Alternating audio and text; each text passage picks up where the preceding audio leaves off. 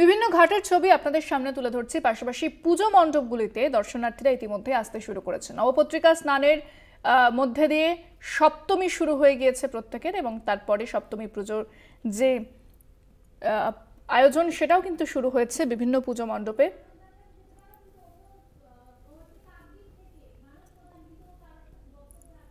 এই মুহূর্তে কাকদ্বীপের ছবিটার দিকে নজর রাখবো। আমাদের সঙ্গে সরাসরি রয়েছেন প্রতিনিধি মানস প্রধান। মানস, কাকদ্বীপের ছবিটা কি দেখতে পাচ্ছ? কারণ বিভিন্ন ঘাটে মানুষের ঢল নেমেছে। দেখো, একদম ইন্দ্রাণী, তোমাকে প্রথমে বলে রাখি, সকাল থেকে কিন্তু কাকদ্বীপের বিভিন্ন ঘাটে নবপত্রিকা স্নান চলছে।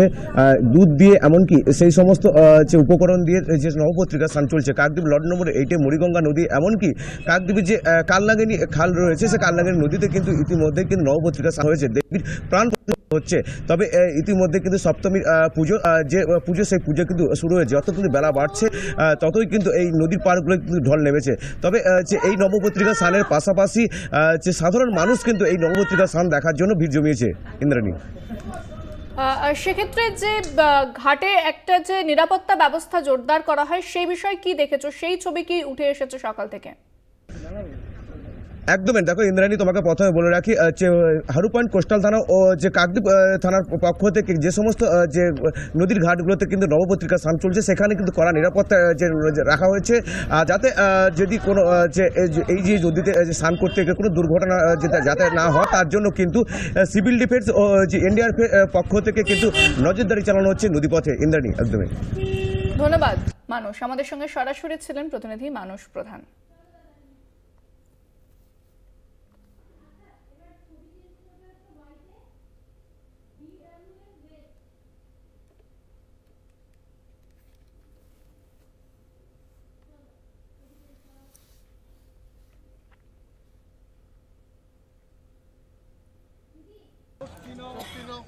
পশ্চিম বর্ধমানের ছবির দিকে নজর রেখেছি। দেখতে পাচ্ছেন যেখানে বিভিন্ন জায়গাতে, যেটা বারবার করে বলছি, যে প্রতি বছর সপ্তমীর সকালে আমরা এই ছবিটাই দেখতে পাই, যেখানে বিভিন্ন ঘাটে মানুষের ভিড় থাকে, যারা আসেন নবপত্রিকা স্নান করাতে, এবং তারা এসে জমা হন বিভিন্ন ঘাটে। পাশাপাশি সাধারণ মানুষ তারাও কিন্তু হাজির হয় এই নবপত্রিকা স্নানের পর্বে।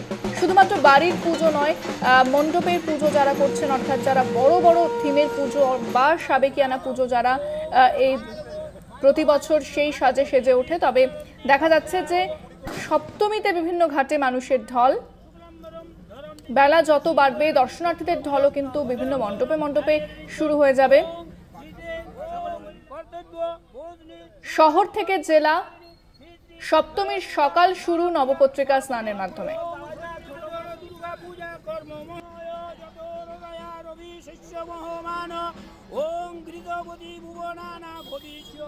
পশ্চিম বর্ধমানের ছবি আপনাদের সামনে তুলে ধরেছি।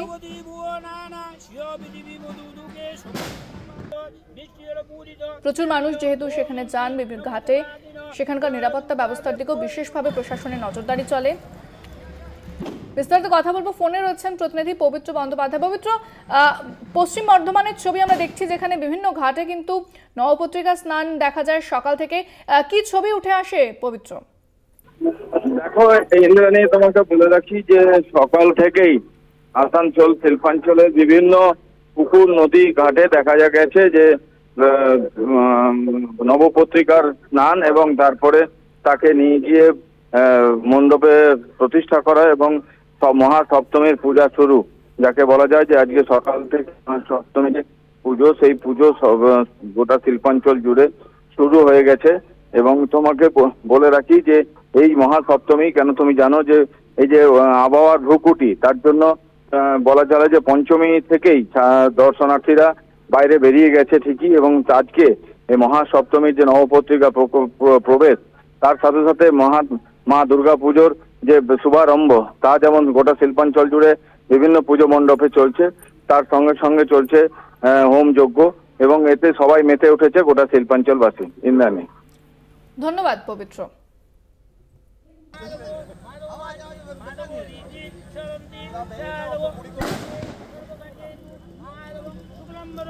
সকাল থেকে গঙ্গার বিভিন্ন ঘাটে কলাবর স্নান, তারপরে সপ্তমী পুজো এবং মণ্ডপে মণ্ডপে নবপত্রিকা পুজো মাধ্যম দিয়ে শুরু হয় সপ্তমীর সকাল। পূজা কর্মময় যত হৃদয়া রবি শস্য মহমান ওম। বিভিন্ন জেলার ছবি আপনাদের সামনে তুলে ধরছি। পুরুলিয়ার ছবিটা এই মুহূর্তে আপনারা দেখতে পাচ্ছেন। পুরুলিয়াতেও একইভাবে নবপত্রিকা স্নানের মধ্য দিয়ে সপ্তমীর সকাল শুরু এবং তারপরে পুজো, বিভিন্ন পুজো মণ্ডপে প্রচুর মানুষ তারা বিভিন্ন ঘাটে চলে যান সকালবেলা, এই নবপত্রিকা স্নান পর্বে অংশগ্রহণ করেন এবং হাজির হন। নিরাপত্তা ব্যবস্থা যথেষ্ট জোরদার করা হয় বিভিন্ন ঘাটগুলিতে, প্রশাসনের তরফ থেকে নজরদারি চলে।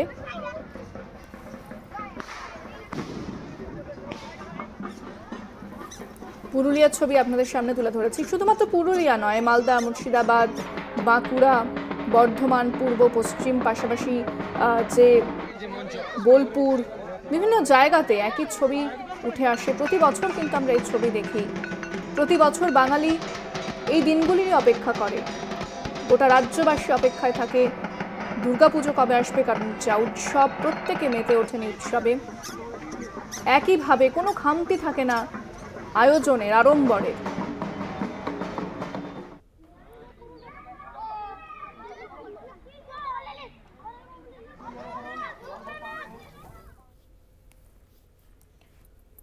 বিভিন্ন জায়গার ছবি আপনাদের সামনে তুলে ধরছি। হাওড়া, বাঁকুড়া, মুর্শিদাবাদ, নামখানা, বর্ধমান এবং পুরুলিয়া। যেরকমটা বলছি যে প্রতি বছর রাজ্যবাসী এই দিনগুলির অপেক্ষা করে। এই যে 4 থেকে 5টা দিন প্রত্যেকে মেতে ওঠে এই দিনগুলোতে, গোটা রাজ্য মাতোয়ারা হয়ে যায় উৎসবে। কোনো আয়োজনের, আড়ম্বরের খামতি থাকে না, তা বাড়ির পুজো হোক, থিমের পুজো, বড় বড় যে পুজোগুলি রয়েছে সেই পুজো হোক, বা যারা ছোট করে পুজো করছে তাদেরও পুজো হোক। অর্থাৎ এই পুজোর দিনগুলোতে কোনো রকম আড়ম্বর, আনন্দের কোনো খামতি থাকবে না। গোটা রাজ্যবাসী মেতে ওঠে উৎসবে। উৎসব সবাইকে এক করে, উৎসব ঐক্যবদ্ধ করে মানুষকে। সেই ঐক্যবদ্ধতার ছবি, সে একতার ছবি কিন্তু প্রতি বছর দেখতে পাওয়া যায় দুর্গাপুজোর দিনগুলোতে। এই 4 দিন বা 5 দিন যেখানে সমস্ত দুঃখ ভুলিয়ে মানুষ আনন্দে উৎসবে মেতে ওঠে। দেখতে পাচ্ছেন সপ্তমীর সকাল যেভাবে শুরু হয় প্রতি বছর, নবপত্রিকা স্নান, তারপরে পুজো এবং সপ্তমীর যে আয়োজন দিয়ে সে শুরু হচ্ছে সকাল। বিভিন্ন ঘাটের ছবি আপনাদের সামনে তুলে ধরছি।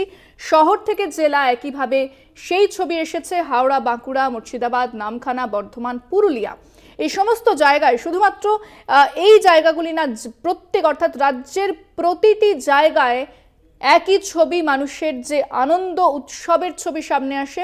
সকালবেলা যেখানে পুজোর আয়োজন, পাশাপাশি বিকেল হলেই কিন্তু মানুষ ঠাকুর দেখতে বেরিয়ে পড়ে। শুধু বিকেল নয়, বেলা বাড়তেই বিভিন্ন পুজো মণ্ডপে দর্শনার্থীদের ঢল নামবে।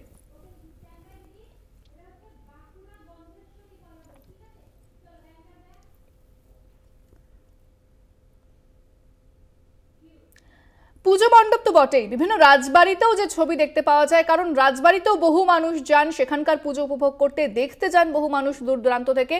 বাঁকুড়ার গন্ধেশ্বরী, সেখানে যে রাজবাড়ি এবং তারপরে যে সেখানে নবপত্রিকা স্নান, সেই ছবিটা আপনাদের সামনে এই মুহূর্তে তুলে ধরবো এবং সেখানকার প্রতিবেদন দেখুন আমাদের প্রতিনিধি স্বরূপ গঙ্গোপাধ্যায় যে তুলে ধরেছেন। মহাসপ্তমীর সকাল থেকেই বাঁকুড়ার গন্ধেশ্বরী সতীঘাটে চলছে নবপত্রিকার মহা স্নানের পর্ব। তবে শুধু গন্ধেশ্বরী নদী নয়, পাশেই রয়েছে দ্বারকেশ্বর, পাশাপাশি বাঁকুড়া জেলার সমস্ত নদী, তার সাথে সাথে বিভিন্ন বড় জলাশয়ে এসে একই ছবি সকাল থেকেই চোখে পড়ছে।